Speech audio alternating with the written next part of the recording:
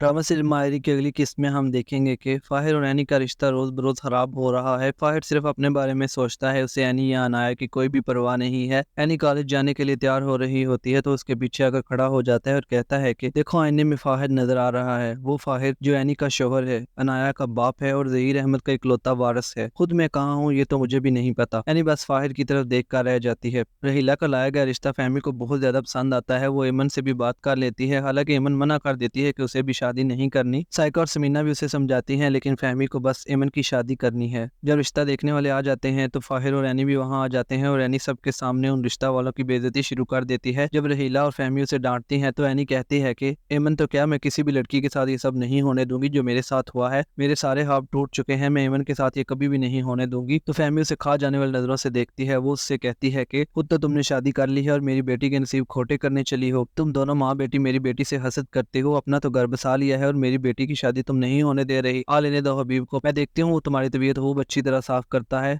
हसद करने वाली माँ बेटी। समीना और फाहिर भी वहाँ होते हैं। वो एनी को मना करते हैं, लेकिन एनी बस डट गई है। वो एमन के साथ ये सब नहीं होने देगी। हबीब को जब पता चलता है कि एनी ने मेहमानों की बेइज्जती की है तो वो एनी के पास किचन में आ जाता है और उससे कहता है कि तुमने रहीला के जानने वालों के सामने उसकी बेइज्जती की है, चलकर उससे माफी मांगो। रहीला नेकी का काम कर रही थी, वो एमन का रिश्ता कर रही थी और तुमने दरमियान में पड़कर ये सारा तमाशा कर दिया है। वो एनी की खूब बेइज्जती करता है और एनी चुपचाप सुन लेती है, क्योंकि उसे बाप की कोई परवाह नहीं, जैसे बाप को कभी उनकी कोई परवाह नहीं थी। हबीब कमरे में जाकर रहीला के सामने अकड़ कर कहता है कि मैंने एनी को खूब बातें सुनाई हैं और उससे कहा है कि रहीला अच्छा काम कर रही थी, ये वो। तो एनी चुप करके सुनती रही। रहीला को यकीन नहीं आता। वो हबीब से कहती है अच्छा वो चुप करके सुनती रही तो इसका मतलब है कि वो तुम्हारी बात मानेगी, क्योंकि तुमने उसे डांटा है। तो उसे कहो कि मेरे साथ चले और उन रिश्ता वालों के सामने माफी मांगे और उनको दोबारा एमन का रिश्ता लाने के लिए राजी करे। क्या एनी दोबारा राजी हो जाएगी? क्या फाहिर और एनी का रिश्ता चल पाएगा, या फाहिर एनी को छोड़कर आमना के साथ अपना घर बसा लेगा? और क्या एमन की वाकई उस बुड्ढे पुलिस वाले से शादी हो जाएगी? जानने के लिए देखते रहिए माहिरी, जो कि बहुत ज्यादा फेमस हो रहा है।